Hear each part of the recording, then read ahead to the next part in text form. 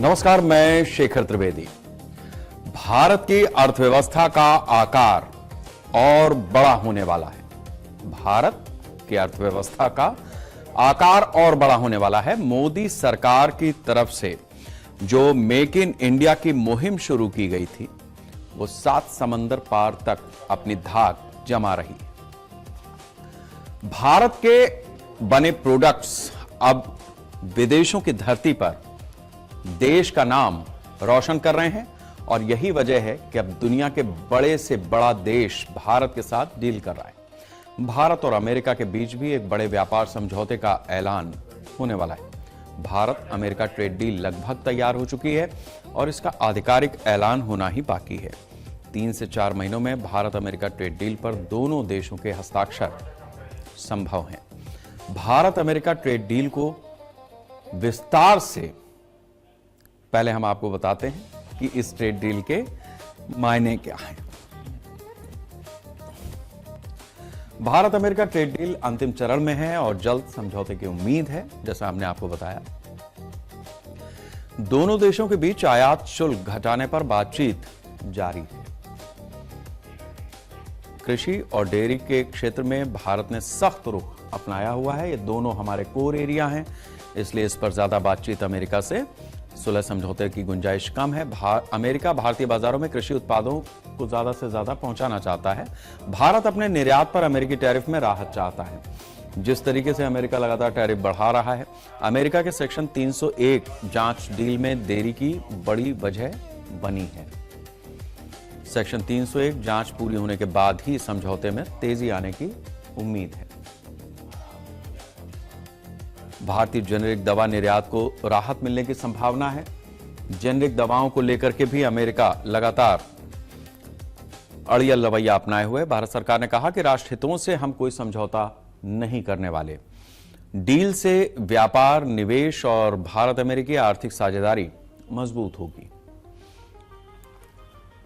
तो इस तरह से भारत और अमेरिका के बीच जो ट्रेड डील साइन होनी है, उसको लेकर लगातार जो बातचीत चल रही थी, जिस तरीके के दौर चल रहे थे, अब वो सारी चीजें धीरे धीरे आगे बढ़ती हुई दिखाई दे रही हैं। अगर ये डील होती है तो इसका इम्पैक्ट भारत और अमेरिका दोनों देशों पर कुछ इस तरीके से करने की कोशिश है कि न तो भारत का नुकसान हो और ना ही जो अमेरिका अपनी तरफ से दादागिरी दुनिया के बाकी देशों के लिए करता है, उस तरीके की दादागिरी हो पाए। अब अमेरिकी ट्रेड डील में सेक्शन 301 क्या है, जिसकी वजह से ये सारा मामला लिंगर ऑन हुआ है। सेक्शन 301 अमेरिकी व्यापार कानून का एक महत्वपूर्ण प्रावधान है। 301 साल 1974 के अमेरिकी ट्रेड डील एक्ट का ही हिस्सा है। अमेरिका इसे अनुचित व्यापार नीतियों की जांच के लिए इस्तेमाल करता है। अमेरिका मानता है कि भारत की कुछ नीतियां अमेरिकी कंपनियों के लिए बाधा हैं। सेक्शन 301 में डिजिटल व्यापार, ई कॉमर्स नियम भी जांच के दायरे में आ जाते हैं। भारत के आयात शुल्क पर भी अमेरिकी सेक्शन 301 के तहत सवाल उठता है। जांच के बाद अमेरिकी अतिरिक्त शुल्क या व्यापारिक प्रतिबंध लगा सकता है। भारत इसे एक तरफा कार्रवाई मानता है और इस पर लगातार अपना प्रोटेस्ट दर्ज करा रहा है। भारत चाहता है कि विवाद का समाधान बातचीत और वर्ल्ड ट्रेड ऑर्गेनाइजेशन के नियमों से हो। भारत अमेरिका ट्रेड डील में 301 सबसे बड़ा विवादित मुद्दा है, सेक्शन 301, और इसी व्यवधान की वजह से दोनों देशों के बीच अब तक ये ट्रेड डील नहीं हो पाई। इसका दूसरा भी पहलू है कि भारत अपनी शर्तों पर, चूंकि अमेरिका के साथ में कारोबार करना चाहता है, इसलिए अमेरिका की मजबूरी है कि वो 301 को किस तरीके से और कहां तक शिथिल करे। भारत अमेरिकी ट्रेड डील में क्या क्या चीजें शामिल हैं, कितने की ये डील है, ये भी देश को जानना जरूरी है। भारत अमेरिकी ट्रेड डील का आकार कई अरब डॉलर व्यापार से जुड़ा हुआ है। दोनों देशों का लक्ष्य द्विपक्षीय व्यापार को बढ़ाकर करीब 500 अरब डॉलर करना है।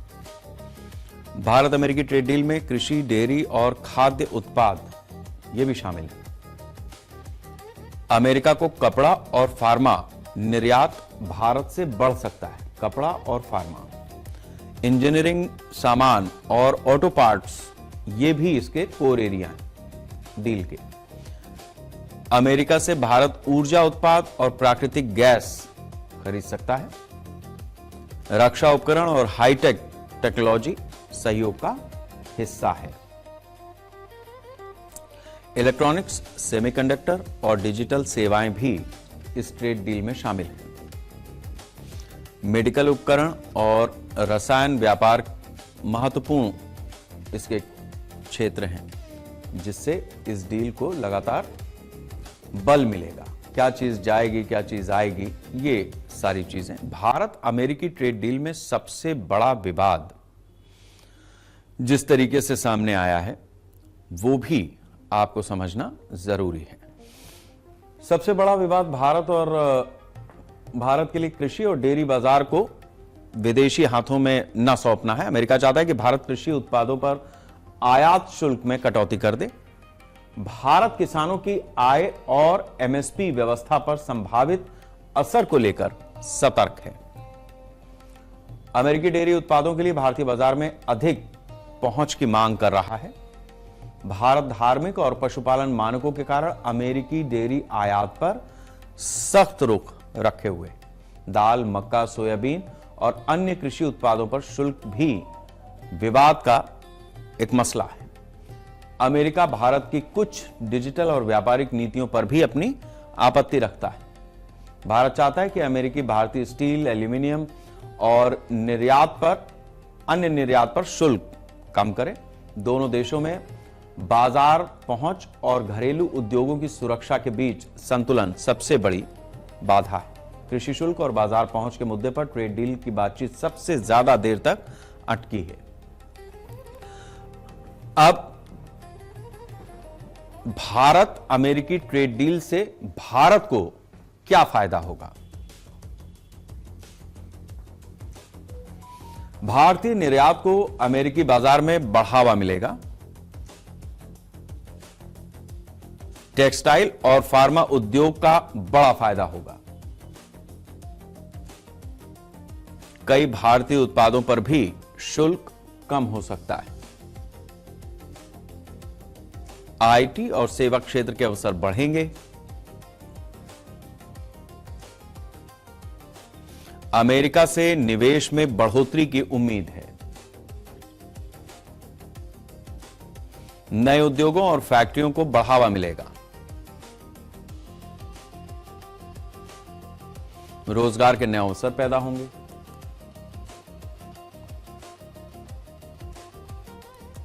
हाईटेक और रक्षा सहयोग भी मजबूत होने की संभावना है।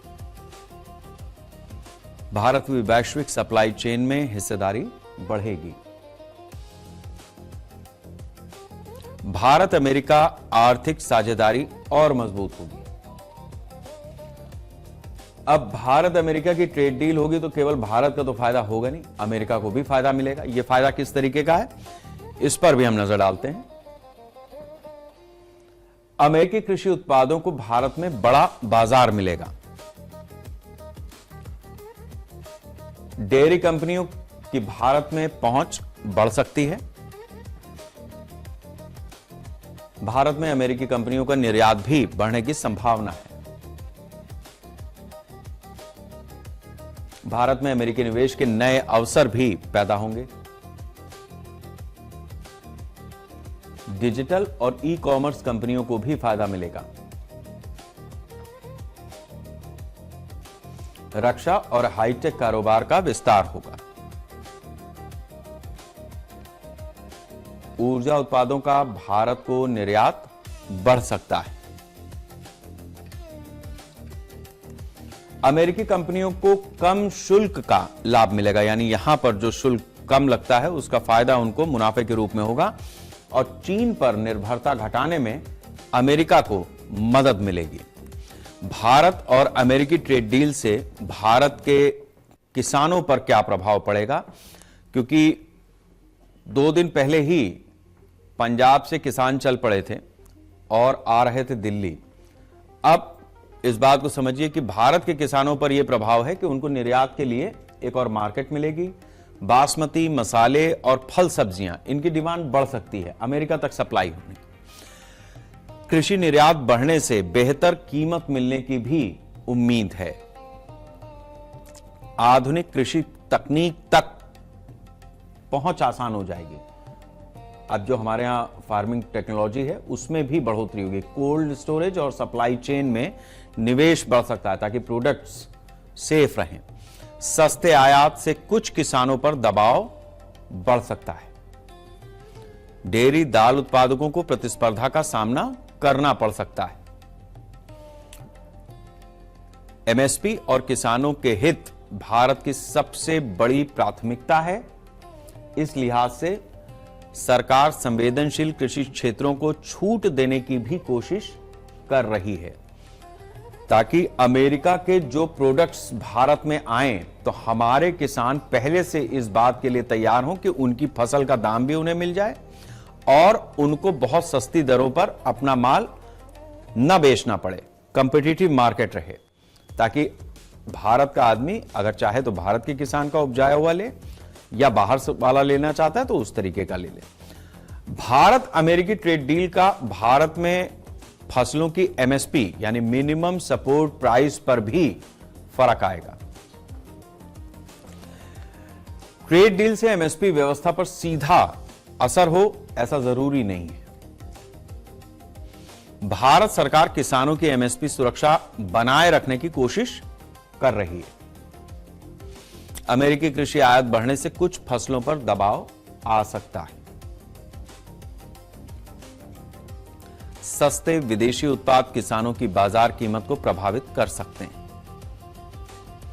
गेहूं, चावल और डेयरी क्षेत्र में सबसे संवेदनशील इन्हें माना जाता है और इस लिहाज से सरकार सतर्क है। निर्यात बढ़ने से कुछ किसानों को बेहतर कीमत भी मिल सकती है। बासमती मसाले और कृषि उत्पादकों को फायदा मिलने की भी संभावना है। सरकार एमएसपी और कृषि हितों को प्राथमिकता देने की बात लगातार कह रही है। डील की शर्तें तय करेंगे कि किसानों पर असल में कितना असर होने वाला है। संतुलित समझौता हुआ तो किसान और व्यापार दोनों को लाभ मिलना तय है।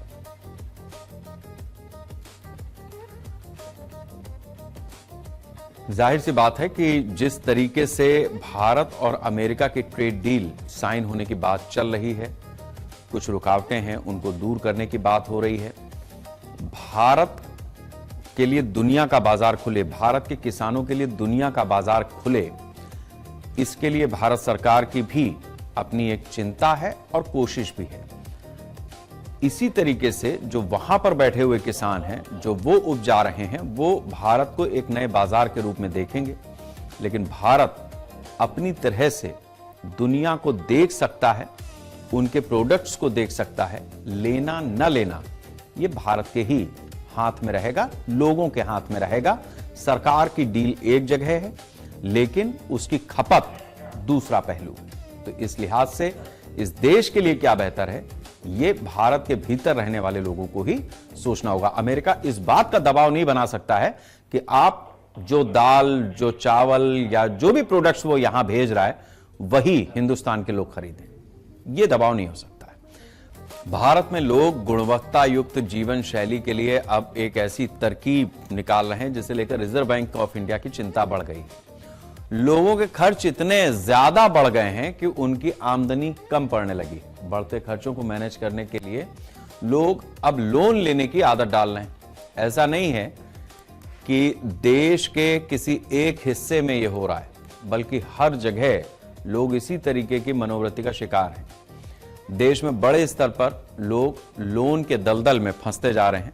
महंगी ब्याज दरें, लोगों की आमदनी पर बड़ा हिस्सा किश्त के रूप में खींचा जा रहा है और लोगों को इसका पता भी नहीं चलता है।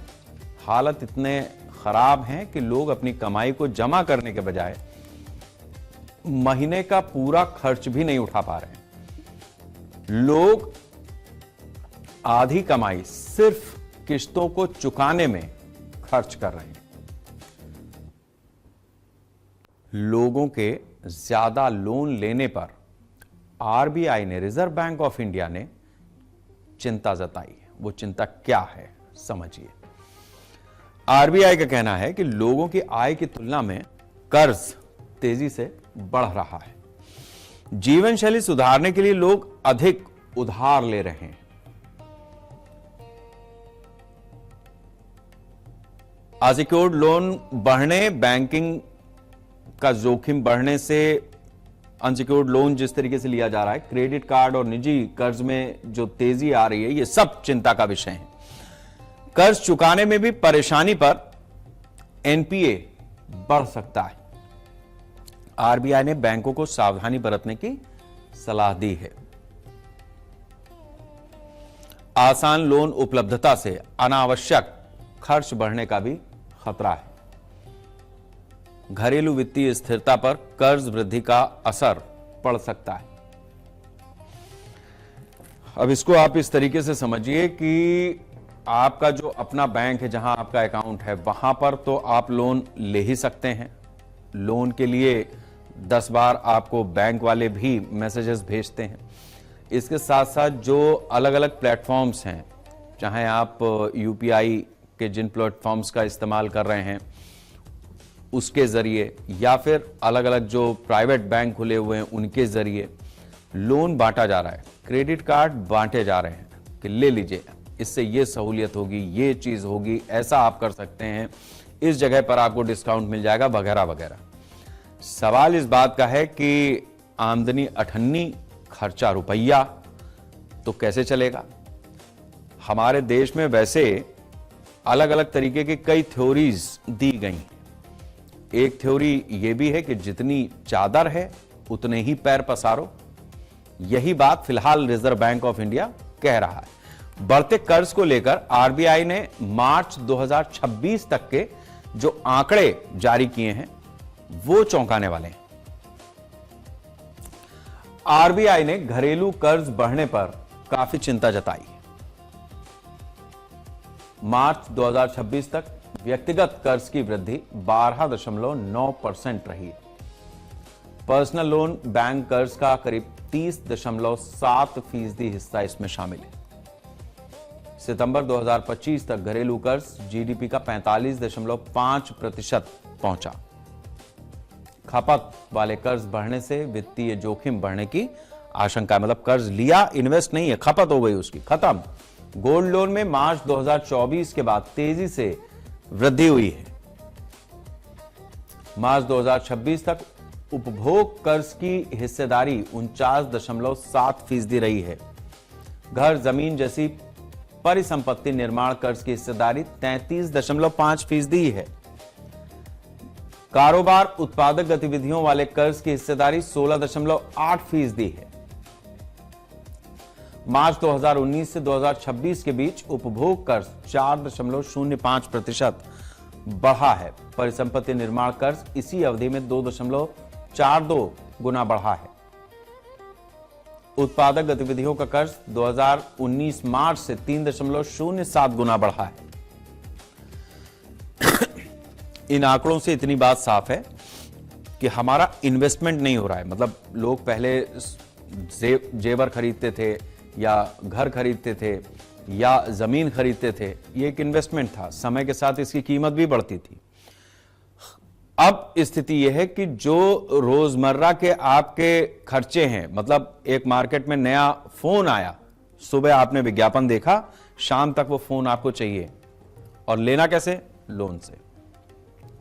जिस तरीके से आप हर चीज लोन पर लेते जा रहे हैं, ये मान करके चलिए कि ये एक आने वाले समय का बहुत बड़ा सरदर्द है। आरबीआई इसी के लिए चेता रहा है, आज वंदे राष्ट्र में भी हमने इसीलिए मुद्दा उठाया है कि कर्ज लेकर अपने जीवन को बेहतर बनाना या बनता हुआ दिखाना दरअसल सबसे बड़ा खुद को धोखा देना है।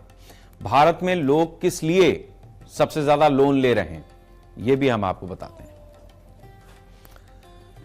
भारत में घर खरीदने और बनाने के लिए सबसे ज्यादा होम लोन लिया जाता है, एक परंपरागत तरीका बना हुआ था।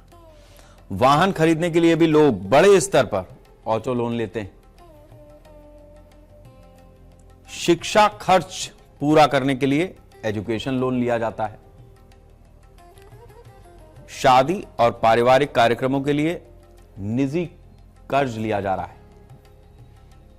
मोबाइल, इलेक्ट्रॉनिक्स और महंगे सामान खरीदने के लिए भी लोन लिया जा रहा है। TV, fridge, AC, car, bike, इन सब के लोन में बढ़ोतरी हुई है। इलाज और स्वास्थ्य खर्चों के लिए भी लोग मेडिकल लोन ले रहे हैं। कारोबार शुरू करने या बढ़ाने के लिए बिजनेस लोन लिया ही जाता है, परंपरागत रूप से है। सरकार की तरफ से भी कई स्कीम्स हैं। यात्रा और बेहतर जीवन शैली खर्चों के लिए पर्सनल लोन, यह भी बढ़ता जा रहा है। क्रेडिट कार्ड से रोजमर्रा के खर्चों के भुगतान तेजी से इसका दायरा बढ़ रहा है। तो इस लिहाज से जो गहने खरीदने की बात थी, घर मकान खरीदने की बात थी, गाड़ी तक भी बात समझ में आती थी, लेकिन अब शादी ब्याह है, उसके लिए भी आपको लोन उठाना है। और लोन इसलिए नहीं उठाना है कि आपकी शादी ब्याह में कोई कमी है। दिक्कत यह है कि आप अगर 15 लाख रुपए का बजट अपना बचत के हिसाब से रखे थे, तो आप अब शादी 25 लाख की करना चाहते हैं, क्योंकि आपको लगता है कि अगले 10 साल में 10 लाख रुपए का लोन हम चुका लेंगे। यही समस्या है। यह समस्या इस तरीके की भी है कि आज आपने लोन पर टीवी लिया, आपको लगा चलो ठीक है भाई, 5,000 रुपए किस्त इसकी जा रही है, हम एक फ्रिज भी ले लेते हैं, 5 के बजाय 8,000 हो जाएगी। आपकी किस्त 8,000 जाने लगी। आपने कहा कि यार फ्रिज भी हो गया, टीवी भी हो गया, एक वॉशिंग मशीन भी ले लेते हैं, किस्त 12,000 हो जाएगी। आपने ले लिया। तनख्वाह आपकी 30,000 रुपया है।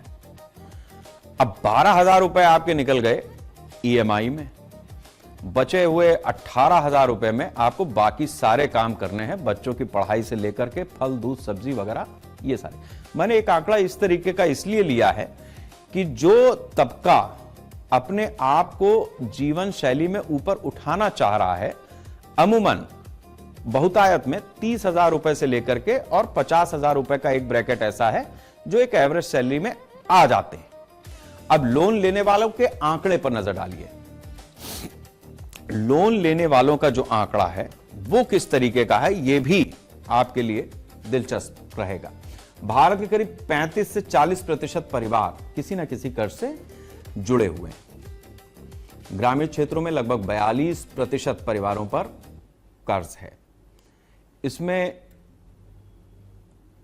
शहरी क्षेत्रों में करीब 28 से 30% परिवार ऐसे हैं जो कर्जदार हैं। ग्रामीण कर्ज में खेती और कृषि जरूरतों की हिस्सेदारी सबसे ज्यादा है। किसान परिवारों में करीब 50% से ज्यादा पर कर्ज होने के आंकड़े मिले।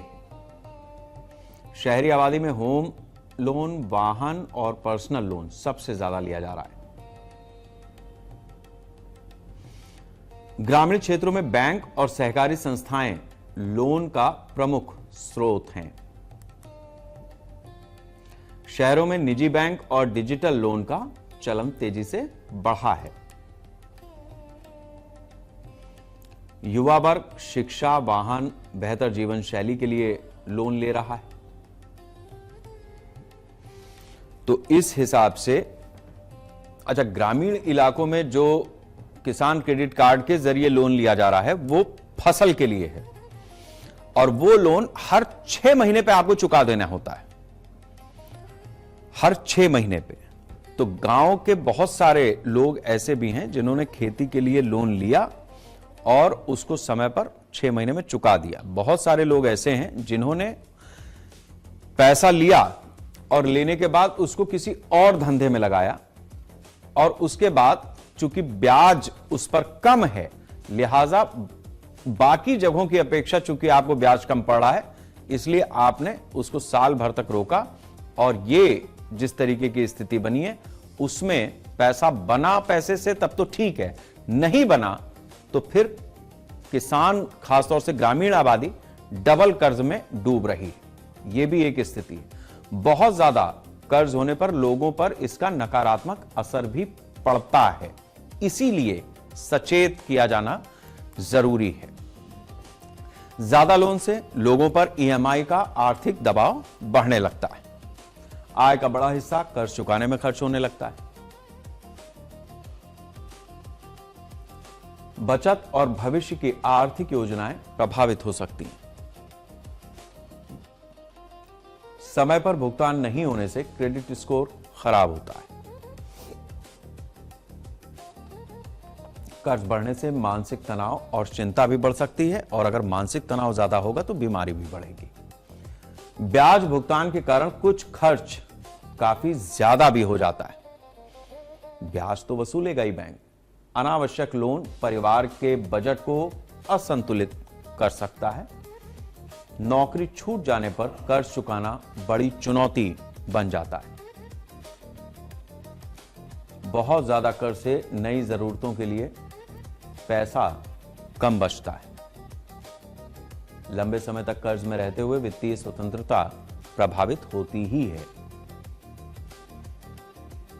ज्यादा कर्ज होने पर कई बार लोग जान तक दे रहे हैं। यह स्थिति खतरनाक है, लिहाजा अपने आप को संयमित रखना बहुत जरूरी है। आपकी आमदनी में कितना हिस्सा बचत के लिए जा रहा है, यह भी बहुत जरूरी है। अब ज्यादा लोन से बचा कैसे जाए, इस बात को भी समझिए। जरूरतें तो हैं, आपको भी ऊपर उठना है, लेकिन जरूरत और इच्छा में अंतर समझकर लोन लेना यह एक बेहतर विकल्प है। आपको जरूरत है या सिर्फ आपकी इच्छा है? आय के हिसाब से ही अपनी ईएमआई तय करें, ज्यादा आर्थिक बोझ से बचें। अनावश्यक खर्चों को कम करके भी बचत बढ़ाने की कोशिश हो सकती है। क्रेडिट कार्ड का इस्तेमाल सीमित रखें और उसका भुगतान समय पर कर दें, वरना सबसे बड़ी मार वहीं से पड़ती है। लोन लेने से पहले ब्याज दर और शर्तों की तुलना भी जरूर करें। आपातकालीन खर्चों के लिए अलग से कुछ फंड बना लें। छोटी जरूरतों के लिए कर्ज लेने की आदत से पूरी तरह से बचना चाहिए। एक साथ कई लोन लेने का प्रचलन बढ़ रहा है, इसको भी रोकने की जरूरत है। लंबी अवधि के कर्ज में ब्याज खर्च जरूर देखें और जल्दबाजी ना करें। भविष्य में लोन न लेना पड़े, इसे लेकर वित्तीय योजना बनाकर चलें। तो इस हिसाब से जरूरत और इच्छा, इस बात को अगर समझना हो तो किस तरीके से समझा जाए। आपके पास टेलीविजन नहीं है, एक एलईडी टीवी नहीं है, आपके पास तनख्वाह इस तरीके की है कि आप ईएमआई पर एक एलईडी ले सकते हैं। आपने एलईडी ले लिया, आपकी जरूरत है, यहां तक ठीक है। लेकिन आपकी इच्छा है कि आपके पास एलईडी है, लेकिन आप कहीं गए, आपने और बड़ा एलईडी देखा, आपके पास 32 इंच का है, आपने 52 इंच का देखा, आपको लगता है कि नहीं 52 इंच वाला होना चाहिए, ये इच्छा है, और आपने 32 वाला किनारे करके 52 वाला लिया, उसके लिए नई ईएमआई तैयार की। ये अननेसेसरी का लोन लेना है, अनावश्यक रूप से लोन लेना है, क्योंकि ये आपने अपना खर्चा अनावश्यक रूप से इसलिए बढ़ाया है क्योंकि आपने कहीं देखा और देखने के बाद उसको लेने की इच्छा रही, लेकिन आपकी आय आपकी इच्छा के अनुसार नहीं बढ़ रही है, कई बार कम भी हो जाती है और कई बार नौकरी भी चली जाती है। तो इस लिहाज से भारतीय परिदृश्य को समझते हुए अपने खर्चे और अपने जीवन को व्यवस्थित करें, तभी इस राष्ट्र का भी भला होगा और आपका भी। हमारे देश की कई इमारतें ऐतिहासिक रूप से बड़ी महत्वपूर्ण हैं, जैसे हमारी संसद, लेकिन अब हमारे पास नई संसद भी है। इसी तरह उत्तर प्रदेश, जो देश के सबसे बड़े राज्यों में शुमार होता है आबादी के लिहाज से, यहां भी हमारे पास सबसे बड़ी विधानसभा है। देश की विधानसभाओं में हमारे जो विधायक चुन करके आते हैं, उस लिहाज से एक बड़ी विधानसभा है। लेकिन बढ़ती हुई आबादी, पुरानी इमारत कुछ नया करने की तस्दीक करती है। इसलिए उत्तर प्रदेश में अब एक नई विधानसभा बनाने की तैयारी है। इस विधानसभा को बनाने की तैयारी, सरकार की तरफ से इसका खाका तैयार कर लिया गया है। नई विधानसभा बनाने पर सरकार 5200 करोड़ रुपया खर्च करने वाली है। नई विधानसभा के भवन को बहुत ही भव्य और आधुनिक रूप देने की कोशिश होगी। भवन का आकार कमल के फूल की आकृति का रखा जाएगा। पूरे परिसर को इस तरीके से डिजाइन किया जाएगा जिसमें आधुनिक हर सुविधा हो। विधायकों के बैठने की व्यवस्था से लेकर ऑडिटोरियम और पार्किंग को लेकर वर्ल्ड क्लास फैसिलिटी पर फोकस किया जा सका। लखनऊ में गोमती नगर के सहारा शहर की जमीन पर नए विधानसभा भवन का निर्माण प्रस्तावित है। नया विधानसभा परिसर केवल एक प्रशासनिक भवन नहीं, बल्कि उत्तर प्रदेश की लोकतांत्रिक पहचान का प्रतीक बनने जा रहा है। प्रस्तावित डिजाइन के अनुसार विधान भवन के ऊपर से देखने पर कमल की पंखुड़ियां दिखाई देंगी। भवन की संरचना भारतीय संस्कृति और लोकतांत्रिक मूल्यों और आधुनिक तकनीक का पूरा संगम होगा। ये जो आप हमारे पीछे तस्वीर देख रहे हैं, ये तस्वीर कुछ इसी तरीके का विधान भवन, नया विधान भवन दिखाई देगा। अब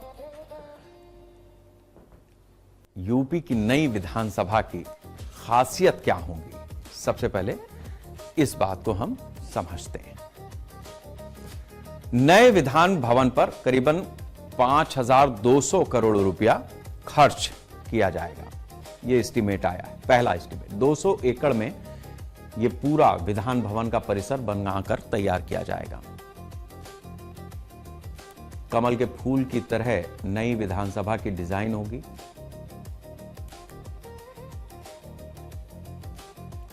नई विधानसभा में 700 विधायकों के बैठने की क्षमता होगी। हर जिले के विधायक की बैठने की व्यवस्था अलग अलग होगी। 200 सीटें विधान परिषद के सदस्यों के लिए भी तैयार होंगी। 1000 सीटों वाला संयुक्त अधिवेशन सभागार तैयार होगा इसी परिसर में। जनप्रतिनिधियों की संख्या बढ़ने के हिसाब से नया भवन तैयार किया जाएगा। 5000 वाहनों की पार्किंग की भी व्यवस्था इस परिसर में होगी। इलेक्ट्रिक वाहन चार्जिंग स्टेशन भी बनाए जाएंगे। सौर ऊर्जा आधारित संरचनाएं भी इस भवन में विकसित करने की योजना है। जहां नई विधानसभा बनेगी, उस जमीन का रिकॉर्ड किस तरीके का है, यह भी हम आपको बताते हैं। लखनऊ में सहारा शहर की जमीन नगर निगम एलडीए के स्वामित्व पे थी, जो सहारा को लीज पर किसी समय दी गई थी। 170 एकड़ जमीन सहारा समूह को 1994 में 30 साल की लीज पर दी गई थी। नगर निगम की करीब 130 एकड़ जमीन सहारा को लीज पर दी गई और उसकी मियाद अब पूरी हो चुकी है। एलडीए की करीब 70 एकड़ जमीन भी सहारा क्षेत्र में शामिल थी। सहारा को दी गई 30 साल की लीज अवधि 2024 में समाप्त हो चुकी। लीज खत्म होने के बाद नवीनीकरण हुआ नहीं, इसलिए जमीन वापस ले ली गई। नगर निगम ने अपनी जमीन पर दोबारा कब्जा लेकर स्वामित्व का बोर्ड भी लगा दिया है। एलडीए ने भी अपनी जमीन की लीज पहले ही समाप्त कर दी थी और कब्जा वापस ले लिया था। सरकार अब इसी जमीन को सार्वजनिक उपयोग के लिए इस्तेमाल करेगी। उत्तर प्रदेश सरकार सहारा शहर को बड़े प्रोजेक्ट्स के लिए इस्तेमाल कर रही है। यूपी में नई विधानसभा बनने की क्या प्रक्रिया है, यह भी हम आपको बताते हैं। नए विधान भवन निर्माण के लिए विस्तृत परियोजना रिपोर्ट तैयार की जाएगी। भूमि हस्तांतरण और प्रशासनिक मंजूरी के बाद निर्माण प्रक्रिया शुरू होगी। वास्तु डिजाइन, नक्शा स्वीकृति और टेंडर प्रक्रिया पूरी की जानी है। निर्माण एजेंसी चयन के बाद चरणबद्ध तरीके से काम शुरू किया जाएगा। प्रस्तावित विधानसभा भवन 2027 के आखिर तक तैयार होने का लक्ष्य रखा गया है। निर्माण में आधुनिक तकनीक और सुरक्षा मानकों का भी पालन किया जाएगा। परियोजना के लिए बजट, समय सीमा और गुणवत्ता निगरानी तय की जाएगी। परिसर में विधानसभा कार्यालय, अन्य सुविधाओं का भी निर्माण किया जाना है। इस नई विधानसभा के पूरे होने के बाद पुराने भवन से कार्य स्थानांतरित किया जाएगा। यूपी के नए विधान भवन में भारतीय संस्कृति की झलक देखने को मिलेगी। ये किस तरीके से हमारे और आपके सामने होगी, इसका एक खाका तो यहां पर दिख रहा है। इसके साथ ही नए विधान भवन में भारतीय संस्कृति, उत्तर प्रदेश की विरासत झलकेगी। ऊंचाई से देखने पर विधान भवन कमल की आकृति में दिखाई देगा। भवन की वास्तुकला में भारतीय परंपराओं और आधुनिक तकनीक का समन्वय होगा। परिसर में उत्तर प्रदेश की कला, संस्कृति और ऐतिहासिक धरोहर प्रदर्शित होगी। डिजाइन में भारतीय स्थापत्य शैली, प्रतीक, सांस्कृतिक तत्व वो भी शामिल किए जाएंगे। मंदिरों, लोक कलाओं और पारंपरिक शिल्प की झलक भी परिसर में दिखेगी। भवन में भारतीय लोकतांत्रिक परंपरा, संवैधानिक मूल्यों को भी महत्व दिया जाएगा। उत्तर प्रदेश के प्रमुख महापुरुषों और ऐतिहासिक घटनाओं को भी यहां दर्शाया जाएगा। परिसर में सांस्कृतिक गैलरी और प्रदर्शनी स्थल भी बनाने की योजना है। निर्माण में स्थानीय कला, शिल्प और स्वदेशी सामग्री को प्राथमिकता दी जाएगी, यानी पूरी तरीके से स्वदेशी हो, इस बात का भी ख्याल किया जाएगा। नया विधान भवन आधुनिक भारत, समृद्ध भारतीय संस्कृति का प्रतीक बनेगा। इस उद्देश्य के साथ में इसे तैयार किया जा रहा है। बार बार कमल के फूल की बात आ रही है, तो कमल का फूल केवल भारतीय जनता पार्टी का चुनाव निशान नहीं है, हमारे राष्ट्रीय पुष्प के रूप में भी पहचान रखता है। इसलिए जो लोग लगातार इस बात को इंगित कर रहे हो कि आखिर कमल का फूल ही क्यों चुना गया, तो ये हमारा राष्ट्रीय पुष्प भी है। सुरक्षा के लिहाज से यूपी के नए विधान भवन में खास इंतजाम होंगे, यानी हाईटेक सुरक्षा व्यवस्था रखी जाएगी। नए विधानसभा भवन में बहुस्तरीय सुरक्षा व्यवस्था की योजना बनाई जा रही है। परिसर में आधुनिक सीसीटीवी कैमरे और निगरानी तकनीक स्थापित होगी। भवन की सुरक्षा के लिए अत्याधुनिक प्रवेश नियंत्रण प्रणाली स्थापित की जाएगी। विधायकों, कर्मचारियों और आगंतुकों के लिए अलग सुरक्षा व्यवस्था होगी। परिसर में बम निरोधक और आपातकालीन प्रतिक्रिया व्यवस्था मजबूत की जाएगी। नए विधान भवन में सुरक्षा एजेंसियों के लिए विशेष नियंत्रण कक्ष भी बनाने की योजना है। नया विधान भवन आधुनिक अग्नि सुरक्षा मानकों के अनुसार ही तैयार किया जाएगा। साइबर सुरक्षा के लिए डिजिटल प्रणालियों को सुरक्षित बनाया जाएगा। विधानसभा परिसर में सुरक्षा जांच और पहचान प्रणाली अनिवार्य की जाएगी। यूपी का नया विधान भवन देश को सुरक्षित लोकतांत्रिक केंद्रों में शामिल किया जाएगा। उत्तर प्रदेश सरकार को नई विधानसभा की जरूरत क्यों पड़ी है, ये भी हम आपको बताते हैं। मौजूदा विधानसभा करीब 100 साल पुरानी हो चुकी है। भविष्य में विधायक विधान परिषद सदस्य बढ़ सकते हैं। पुराने भवन में आधुनिक डिजिटल तकनीक नहीं है। पुरानी विधानसभा में स्मार्ट सदन सुविधाओं की कमी है। आधुनिक सुरक्षा प्रणाली भी पुराने भवन में नहीं है। प्रशासनिक सुविधाएं भी आधुनिकतम नहीं है जहां पर अभी विधानसभा मौजूद है। पुरानी विधानसभा सुरक्षा के लिहाज से भी अब उतनी सुरक्षित नहीं रह गई। पुराने भवन में समितियों अधिकारियों के लिए जगह भी कम है। पुराना भवन ऊर्जा बचत और पर्यावरण के अनुकूल नहीं माना जाता है।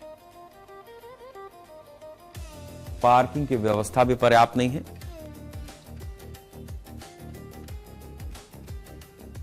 बढ़ती जरूरतों के हिसाब से इस विधानसभा का एक्सपेंशन नहीं किया जा सकता, यानी किसी तरीके की स्थिति ऐसी नहीं है जो इस भवन को और ज्यादा विस्तार दे पाए। इस लिहाज से उत्तर प्रदेश सरकार को यह लगता है कि एक नया विधान भवन अगर तैयार होगा तो फिर उससे एक नई ऊर्जा भी मिलेगी, नई जगह पर काम करने का एक अलग आनंद भी मिलेगा और प्रदेश के लोगों को एक नई विधानसभा मिलेगी, कुछ और विधायक मिलेंगे, पहले से ज्यादा प्रदेश के भले का काम हो सकेगा। तो इस लिहाज से ये इस राष्ट्र के लिए बेहतर है, क्योंकि आने वाले समय में यह भी केंद्र सरकार ने तय कर रखा है कि सभी विधानसभाओं में जो विधायक हैं उनकी संख्या बढ़ेगी, साथ ही लोकसभा के सांसदों की भी संख्या बढ़ेगी। तो इस लिहाज से जब हमारे देश में विधायक और सांसद बढ़ रहे हैं तो नई विधानसभाओं की जरूरत तो पड़ेगी ही पड़ेगी। फिलहाल संसद हमारी तैयार है और यह सब इसीलिए ताकि इस राष्ट्र का वंदन होता रहे। वंदे राष्ट्र।